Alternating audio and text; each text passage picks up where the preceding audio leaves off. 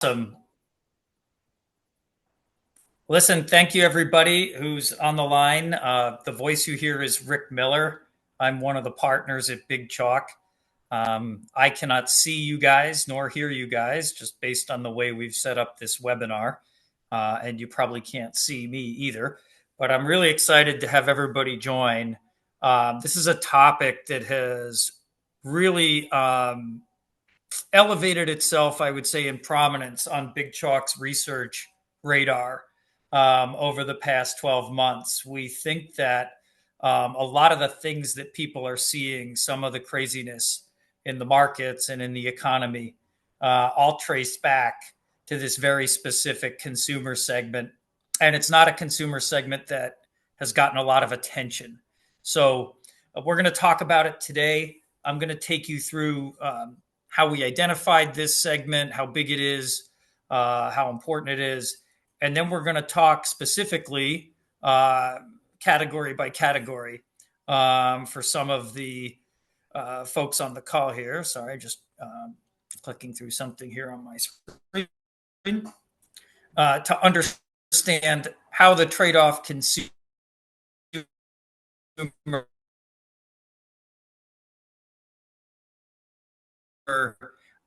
might be. I'm going to skip right into the agenda here, and I'm going to try and be as brief as I can with this so we can get into the good stuff.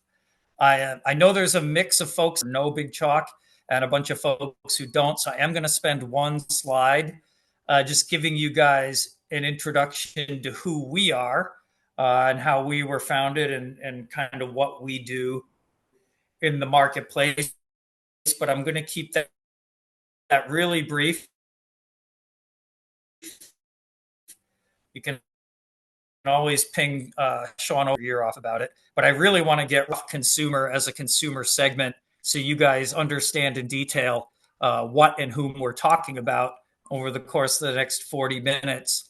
And then to put some context around that, I'm going to share some data on the state of household budgets at large, so for all consumers, not just the trade-off consumer, and some spending intent data that we've collected. Because to really understand the trade-off consumer, you need to see how they play in the course of the larger U.S.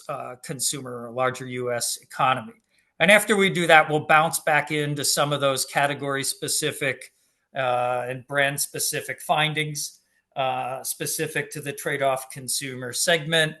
And I'll tell you now, all of the data that I'm going to share today, and frankly, quite a bit more that we won't get time to share today, is available for free on the Big Chalk website. So if you go to bigchalk.co and you go to our Insights tab on our homepage, you'll be able to find the full set of reports that cover the trade-off consumer segment, and there's quite a bit there. But we're going to try and cover off on a couple of things today, just to give you a flavor of what's in there. And then I'm going to talk a little bit about how you guys on the client side can limit your risk associated with this consumer segment, or perhaps even leverage and take advantage of this consumer segment and find some opportunity. And if I do my job right, we'll finish this whole thing with about 3 or 4 minutes left over to take questions. Please type any questions into the Q&A icon or button down at the bottom of your Zoom screen. I don't think the chat works, but don't use it even if it does, because we're not really looking at the chat. We're looking at things through the Q&A. Depending on the type of question, Sean might interrupt me at some point during this prezo if it's a really timely question, but we'll probably handle the bulk of them at the end. So with that being said, again, thanks everybody for joining. We'd like to thank Acosta for helping promote this webinar and getting the word out about it. And I hope the next 35 to 40 minutes turn out to be really useful for you guys. So let me give you that quick background on Big Chalk. We are an 8-year-old startup. I use startup in air quotes, which none of you can see, because when you think about some of the other data and analytics players in this space that have been around for 30, 40, going on 50 years, we're pretty young compared to them. But we were founded 8 years ago with a very distinct philosophy about marketing analytics, consumer research and marketing analytics. We noticed that most of the big players in the space are really pushing their clients towards data as a service solutions and analytics as a service solutions, and maybe pulling back a little bit on the human support associated with those solutions. And we felt there was still a strong demand for human support and people to be involved in the analytics process and be involved in delivering analytics projects. So we were founded as a people first oriented company 8 years ago.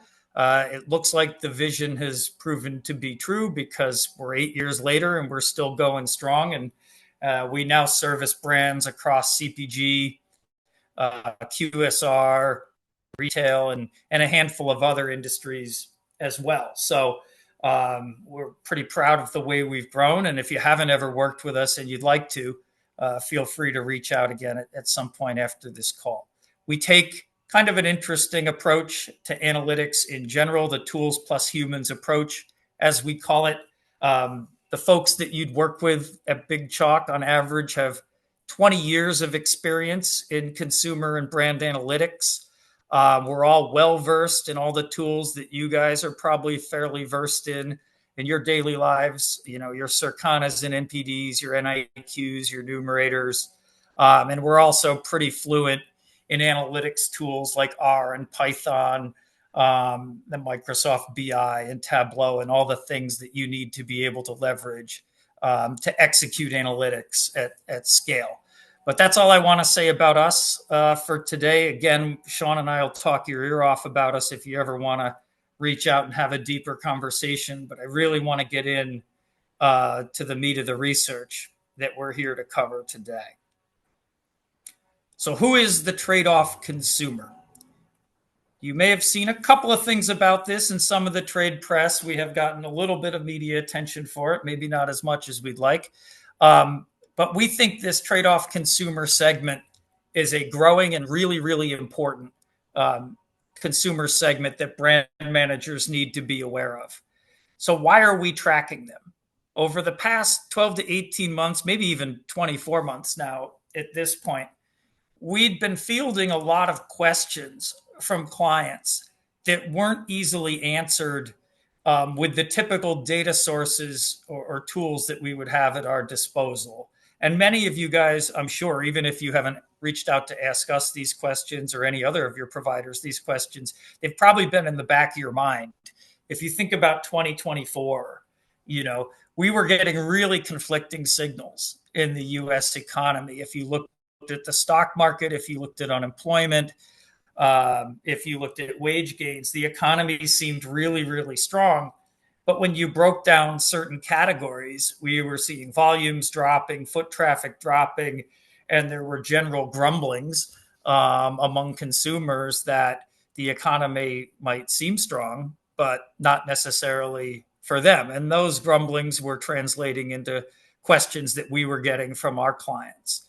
And our clients, in most cases, come to us not with just general questions about the economy, but specific questions. So, you know, for the last few years, especially if you work in CPG, the revenue picture has been pretty good. Let's be honest, we've all kind of taken price a little bit over the past 2 to 3 years. So the revenue picture has been strong. But in 2024, unit volumes are declining in some categories. Foot traffic for restaurants is declining in certain sectors. And so the question on most brand managers' minds is, how long can my revenue situation look good if I'm starting to suffer volume or foot traffic declines? You know, where are we headed? Are we headed for recession? Are we headed for more growth? Do I need to be investing in the brand and expanding? Do I need to play defense? You know, how should I do that? And a little factoid here, if you look at the 2025 numbers, just to put some perspective around this, the dollar picture's up about 2%, but the volume picture's down 0.5%. And that's something that, you know, again, raises questions for us as researchers on the big chalk side, and is certainly raising questions for our clients. But interestingly enough, to answer these questions, we kind of needed to take a different research approach than historically we've taken at Big Chalk. So, what have we been doing? Well, we established a 360-degree view that includes consumer expenditures and spending intent. So, we're pulling expenditure data from a whole variety of Fed sources, whether it's the BLS or the Census or some of the other federal bureaus that track spending across different categories. We're pulling data from trade associations. We're pulling data from syndicated sources so that we can get a firm understanding of actual real world spending. But we're mapping that to an intent survey that's census balanced, it's statistically projectable across most of the demographics that we would want to project it across, so that we can capture spending intent. So we're really marrying two forms of research: secondary published data research that captures spending pretty well, and then a survey that also captures some spending data but really shows intent. And when we look at these things together, we can learn a few things. Now, I'm not going to win a Nobel Prize for this factoid here, but the key thing that you see when you look at this data holistically is that all consumer expenditures are interrelated. So you may be a brand manager in the coffee category or the lunch meat category, but if rents are rising at a certain rate or car insurance is rising across the board at a certain rate, at some point or another, that's going to impact your category and how folks are approaching your category.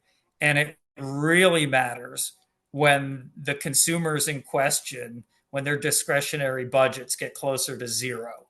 For the folks that have high discretionary income, high discretionary budgets, the impact is felt less. But as those discretionary budgets get smaller, the impact is felt more. We'll talk in much more detail about that in the coming slides.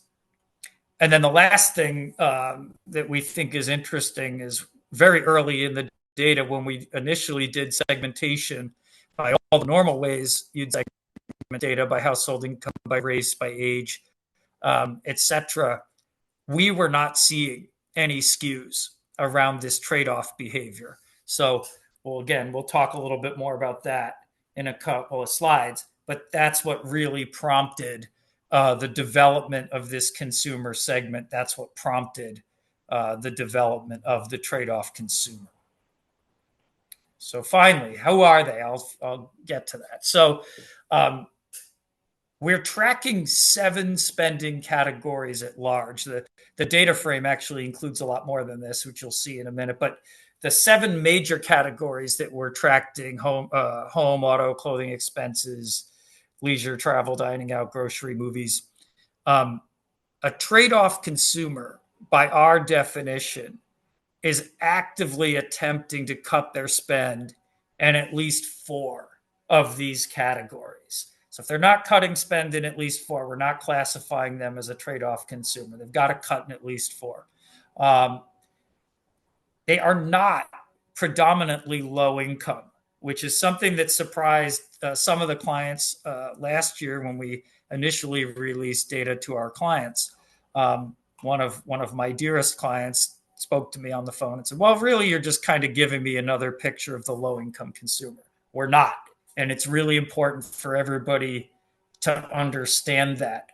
You can make $100,000 a year, but if you've got a $3,500 a month mortgage, you wouldn't be called a low income consumer, but you almost certainly would be called a trade-off consumer, because at that household income level, you've got a mortgage that's just difficult to carry. So it's not a low income segment. It does skew a little bit lower income, but it is not a low income statement. The trade-off consumer also has no skews by race, gender, or age. They fall in line almost directly with the U.S. Census ratios for those demographics.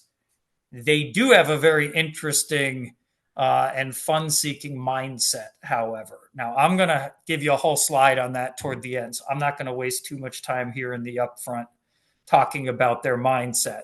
But this is a rather unique outlook on financial management. We'll leave it at that for now. But probably the most important thing that you all need to take away on this slide is that this segment is growing.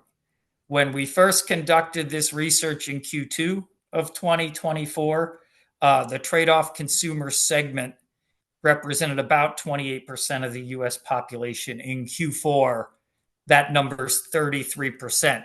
So this is not a niche audience. This is a large segment of the population. And when they make spending decisions, it has large repercussions. So that's how we got to the trade-off consumer. I'm going to pause for a minute. We're going to take a step back and we're going to look at household budgets and spending in general. And then we'll come back to the trade-off consumer and how they fit here. But I think this context is really important for you guys to understand how the trade-off consumer plays. So if you look at these two data frames here, these are essentially all the variables that we pull into the model for the trade-off consumer from our secondary research sources, not from our survey. Now, I'm not going to read through all these, and you don't even really need to look at them for the purposes of this presentation. But what I do want you to pay attention to is the median household income in Q2, which is at the top of the blue box, the household budget, surplus or deficit, which is at the bottom of the blue box, and then look at how these things changed as we moved into Q4 of 2024. So we have a really good story in 2024. We started out the year with household budgets under a relatively significant level of stress. In fact, again, I won't go line by line, but if you look at how we tallied up budgets and expenditures, when you have a median household income of about 77 grand back in Q2 of 2024, the median household was actually projected to run at a loss of about $900 budgetarily. Fast forward 6 months into Q4, and the situation really changed. So now we've got a median household income of over 80 grand, and that budget deficit switched over to a surplus of, again, a little more than $900. So we basically executed as a country, as an economy, the proverbial soft landing, if you will, in terms of getting consumers back on track. They didn't necessarily feel that way psychologically, which we could talk about probably in a different presentation. But the combination of steadily declining inflation and wage gains, which have been very strong since 2021 and held strong all through 2024, pushed these household budgets into the black. So 2024 ended up being a pretty good economic story for consumers. And if you look at any of the research that we published at the very beginning of January of this year, Big Chalk was cautiously optimistic about 2025. I don't know if we're that cautiously optimistic right now. Things are definitely changing. We have the Q1, or at least the January credit card debt. It's now at an all-time high. We're seeing credit card and auto loan delinquencies not quite at all-time highs yet, but they are not trending in the right direction. The unemployment numbers that came out earlier this week, not bad, but not necessarily reassuring either. Sort of par for the course. And then the topic that's on everybody's tongue that you can't get around, and I have no good answers for, and neither does anybody else, is tariffs.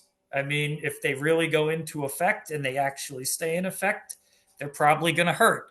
If they go into effect for 6 hours and then get turned off, maybe they don't matter. So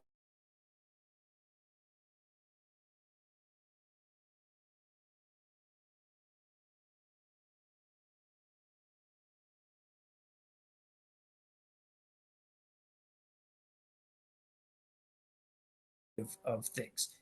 So that's the household budget picture in the scope of the macroeconomic picture for the United States as it exists, the best we can place it right now.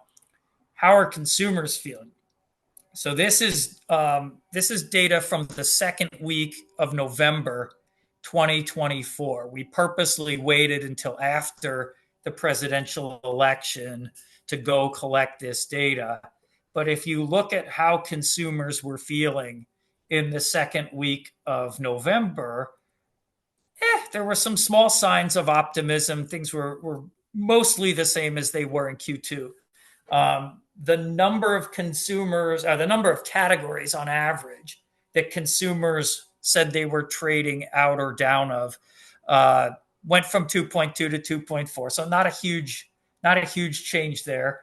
And there actually looked like some signs of optimism for our friends and clients in the restaurant business. It looked like out of home dining might actually get a little bit of a reprieve from the budget cuts that consumers had talked about making in Q2. But we were still seeing a less than positive trend, if you will, in grocery. So we have a little bit of concern going into 2025 about grocery and what might happen in CPG. Now, if we look at that same data, adding in the trade-off consumer as a segment, you can see how the trade-off consumer compares to the total US in yellow, or all household boxes in yellow. And obviously, the big takeaway here is that trade-off consumer population is being much more stringent in how they look at spending and their plans to cut spend in these macro categories. So as you can see, in some cases, they're double or even more than double the US average. And they're trading out or trying to trade down at least in at least five of the categories. To even qualify to be a trade-off consumer, you have to trade out of four, but they're trading out in five. And as I said earlier, this population has grown. So this is now 33% of households as opposed to 28 back in Q2. And again, just seeing this population grow is a little bit concerning. So again, we entered 2025 cautiously optimistic. I'd say we are now cautiously to somewhat concerned. We're also concerned because this data, when we look at it from Q2 and compare it to Q4, has proven to be predictive. So if you look at the three, what we consider to be the most discretionary categories, dining out, leisure travel, and movies, which is our proxy category for entertainment in general, but in this case, it's in theater movies. In June, 80% of trade-off consumers said they were going to cut spending in these categories. If you look at this blue table, this is not intent. This is actual participation. So the participation rates for these categories, specifically for the trade-off consumer segment, have dropped. And they've dropped mostly in big ways. So dining out, for us, participation in dining out means you eat at least one restaurant or out of home meal per week. Leisure travel, you take at least one leisure vacation that requires either a hotel or Airbnb stay or air travel every 12 months. Movies is you go to at least one movie every 12 months. If you look at how trade-off consumers were participating in these categories, 86% in Q2 down to 79, 75% for travel down to 68 in Q4, 66 to 62 in movies. So what has us concerned about the data that you saw in the prior slides is that when these folks say they're going to cut spend, they end up cutting spend. Now, the economy hasn't really suffered because the non-trade-off consumers have been picking up the slack. They've got higher discretionary budgets. They've got a little bit more leeway to spend money, especially on discretionary categories. But we're not sure that this is going to be able to hold. If um, household budgets continue to come under pressure, if we see inflation that's brought on by tariffs, if we see credit card delinquencies spike even further than they're trending upward now, that portion of the U.S. economy that's represented by trade-off consumers is going to grow. We're also seeing a couple of other things that are concerning. Forgot to mention this factoid, but that cut from the trade-off consumer in the dining out category, if you look at dining out in Q2 and Q3 of 2024, if you survey the big holding companies for restaurants, they were down about 4%, maybe 5% on revenues in Q2 and Q3. About 1 to 2% of that, so almost half of it, came right from the trade-off consumers cutting their consumption. So another reason we have concern, but perhaps the newest reason for concern, and this is data that literally just came out yesterday at JP Morgan's Investor Day. Delta and American and JetBlue, who I don't have their logo up on here, they all revised their their annual outlook for 2025 down, and they all cited domestic travel, leisure travel. So again, U.S. leisure travel, U.S. consumers taking vacations were the reasons that they cited a outlook for 2025. And we think this is a pretty important harbinger because people plan their vacations usually a couple months out, and the airlines usually get a pretty good head start on what's happening with consumer spending. The other thing that's interesting here, for those of you that follow the airline industry, Southwest did not provide any downward guidance. They actually, I think, provided upward guidance. But Southwest is doing something they just announced yesterday that they have never done. They are implementing bag fees. And they're doing that probably, we don't know this, but probably because they think their domestic travel is going to be down and they need to extract revenue from an ancillary revenue stream. So lots of things that are happening right now that have us a little nervous.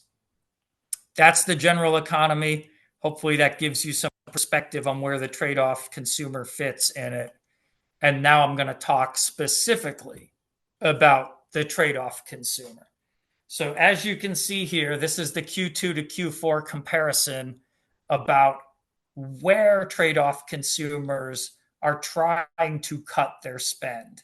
As you can see, these numbers are all crazy high across every category, which is not surprising because we know these consumers have said specifically, yes, we're trying to cut budgets in a lot of different ways. I tend to look less at the size of these numbers and more at the directionality. And so the directionality story here for me is concerning on two levels. Again, these data were collected the week after the election back in November. It looked like we were going to get some relief from the trade-off consumer segment on leisure travel and restaurants. You can see the yellow to teal. Those numbers were trending down. That's what we want to see. Based on the data we got yesterday, we're not sure this is really going to be true anymore. But the thing that had us concerned was how trade-off consumers are treating grocery. So again, back in Q2, 90% of trade-off consumers said, yeah, I really got to cut my spend on my monthly grocery bill. That number inched up to 95. Whether 95% of them can really do it, I don't think so. Ask anybody who's ever been on a diet. It's really hard to cut food. But the directionality here is concerning. So if they're going to do this in grocery, how are they going to do it? Well, if you look at the left-hand side of this chart, this slide, this is the total consumer. This is all households. If you look on the right-hand side, it's specifically the trade-off consumers, but the activities are the same. So we've got buying less expensive brands, brand switching, smaller pack sizes, larger pack sizes to achieve volume discount. And there's a couple of really interesting things that are in play here. One thing that's interesting for all of the brand managers on this call that manage a name brand, it looks like there's going to be a little bit less of a trend going forward, switching out of brands and into store brand or private label products. We'll have to see if that plays out. But that's what the spending intent data is telling us, at least as of November of 2024. But maybe the thing that's the most interesting finding out of all of this data, especially when it comes to the trade-off consumer, is the pack size data. So you've got 36.7% of trade-off consumers who are now trying to buy smaller pack sizes. They just don't have the cash flow to trade up to larger pack sizes, even though they probably know in their heart of hearts they're getting a better per volume discount when they buy family size or buy larger pack sizes. They are actively seeking smaller pack sizes and gravitating to brands that can provide those. So that's a really interesting finding for any of our friends from the grocery biz who are on this call. That's something that probably would stick out for you. The other thing you need to know, these tactics change based on the category in question. And we don't have time to go through all the categories in the report. But again, you can get all that information off our website for free. But we're just going to compare coffee in this case and soft drinks on the next slide, just to show you how some of this behavior changes. So in this case, the coffee category is a category where store brand is still receiving a lot of emphasis from consumers. It's leading even Starbucks and Maxwell House when we survey consumers about what their most frequently purchased brand is. This is self-reported from the consumers. This is not NIQ or Circana data, so these numbers may not match your POS data. But this is what consumers are telling us they're emphasizing on a brand level when they're going in to buy coffee. The other thing that's interesting is the trade-off tactics that they're using here. So I think it's interesting that almost 20% of all consumers and 40% of trade-off consumers are actually trying to switch out of coffee and drink tea. Or you can tack on a couple percentage points for each of these, switch out of coffee and drink Mio or Celsius or some other energy drink mix, as opposed to buying K-Cups, beans, or ground. So some interesting trends in how these consumers are trying to navigate managing their budget for coffee. When you look at that for soft drinks, it's a different story. So in this case, in the soft drink category, Coke, Pepsi, Dr. Pepper doing just fine. They're not being muscled out by store brand. Store brand's not as prevalent as it was in coffee. And if you look at the trade-off tactics on the right side of this slide, much lower percentage trying to trade out of their preferred soft drink to something like a LaCroix or a Polar or other type of seltzer water. You do see a high propensity from the trade-off consumers to move into drink mixes, just like we saw in coffee moving into energy drink mixes, which does tell you a little bit about how the trade-off consumers specifically are trying to stretch their budget. But the takeaway for you guys in all of this is you really have to know your own category and how the trade-off consumer is playing your category specifically. You can't just look at grocery as a macro category on the whole. You really need to look at this in a pretty specific way. So now let's talk a little bit about the trade-off consumer mindset. This might be my favorite slide of the whole deck here. How do these guys behave, especially when it comes to managing their money? So here's the saving habits by consumer type. Again, as always, the peach bars are the all consumers, the greenish bars are the trade-off consumers. And you can see here, on average, U.S. consumers, about 6% of them are saying they fall behind every month when they factor what they take in revenue or paycheck versus what they have to spend on bills. You get about 6% of the average consumer falling behind. That's 8.5% for trade-off consumers. So a notably larger percentage of trade-off consumers who can't pay their bills. That discrepancy gets even larger when you move to paycheck. So about a third of all consumers live paycheck to paycheck in the United States. That's 45% when you look at them from the trade-off consumer perspective. And obviously, if you're falling behind or living paycheck to paycheck, you're not saving money. So when we look at the household savers, on average, 64% ish of households can save a little bit of money or more every month. That's only 45% of the trade off consumers. And where this gets really interesting, again, from a psychological perspective, there's a 20-point gap in home ownership. So it's 20 percentage points lower for trade off consumers owning their home compared to the US average. But when we surveyed trade off consumers, we surveyed everybody and asked them about their home ownership plans, the majority of trade off consumers want to buy a home in the next 12 to 18 months. They ain't going to do it. They are just not behaving in a way that's going to allow them to save the money to do that. So that Easter egg alert from prior in the deck, here it is. And here's why they're not going to be able to buy a home.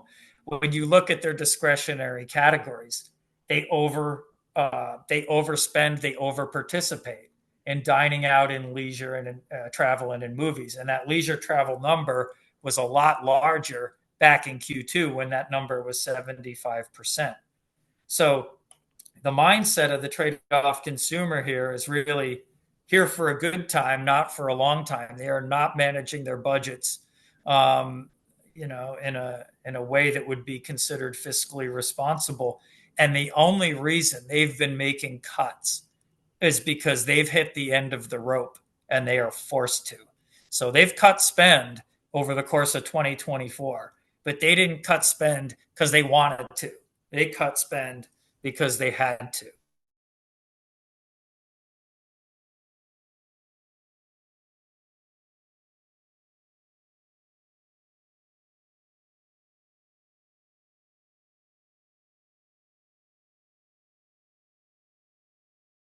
So how do you understand who these guys are, how much they're going to affect your brand?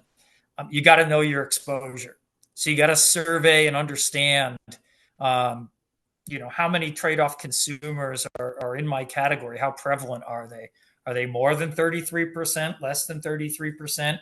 And we can help you do that if you need some help getting started in tracking this segment and surveying it. Obviously, we've got now a full year of experience under our belts in doing it. When you message the trade-off consumer, lead with value, but don't forget the fun. This is where that little luxuries comment from the prior slide comes in. So we know that a lot of these trade-off consumers are going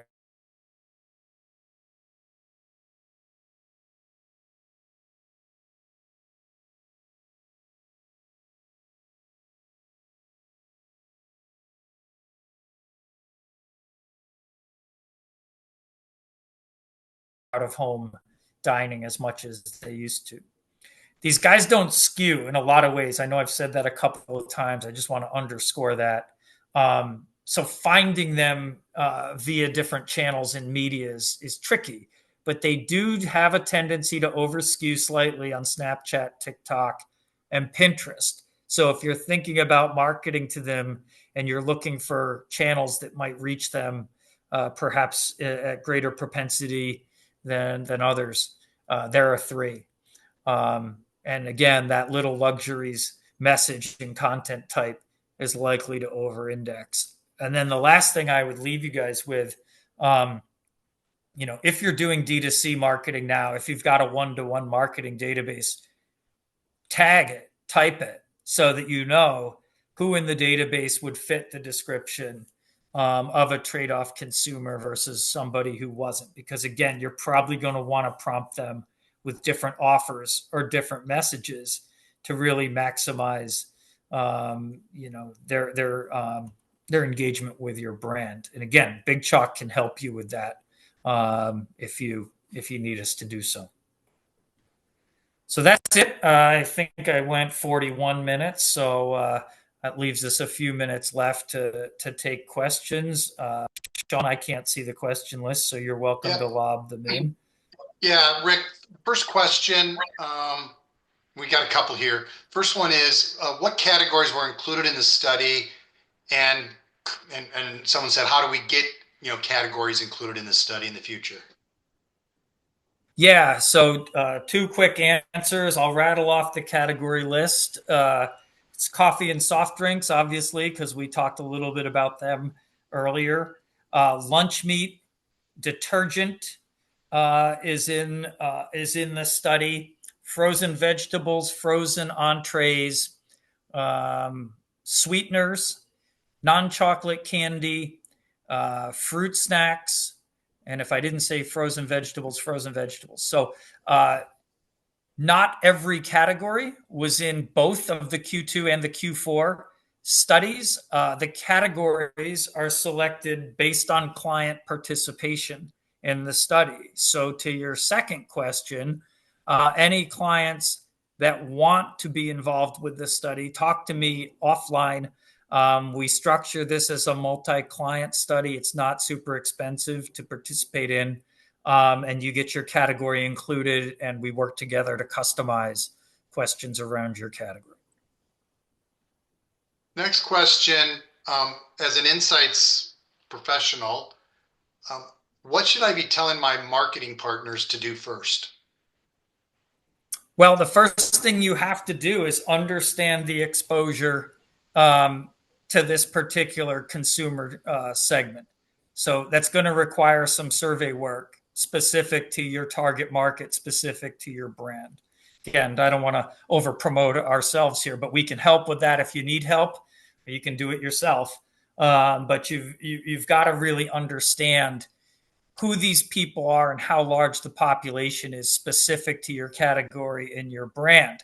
Once you've identified that, then we would look through the data to understand, okay, will they be more likely to respond to a certain type of offer? Will they be more likely to receive a certain type of message that would drive engagement with the brand? So it's really kind of a twofold exercise. The first one is knowing your exposure, and then the second piece of the fold is knowing, okay, what's going to work to keep these guys loyal to my brand if I'm trying to retain them, or to recruit people in if we don't think we're getting our fair share of the trade-off consumer. Next question, for the trade-off consumer, do we understand how they perceive the uncertainty around the economy and potential policy changes that may impact their behavior? Do we know the broad consumer sentiment of this group? We do to some extent. So we know this through their spending intent and where they're attempting to cut by category. We don't ask them, and we purposely don't ask them, how do you feel about the economy at large? Personally, as the guy who leads this research, I don't like that question because most people don't know how they feel about the economy at large. Secondly, there's plenty of folks already out there doing that. So University of Michigan, the Conference Board, they both publish broad consumer sentiment numbers based off of those exact type of questions. In our studies, we prefer to be a little bit more specific about what we're asking consumers, what they're going to invest money on, where they're trying to cut their spend. We think it gives a clearer picture of behavior that you can act on. Rick, there's a question here. I think it's about a slide. Can you go back to the slide that talks about the identifiers of the trade-off consumer? The slide that has a bullet does have unique fun-seeking mindset.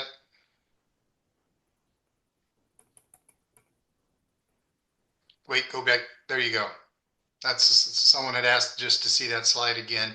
And just to let everybody know, we will be sending out this deck to you that we're in attendance today. So you'll get that in the next day or so.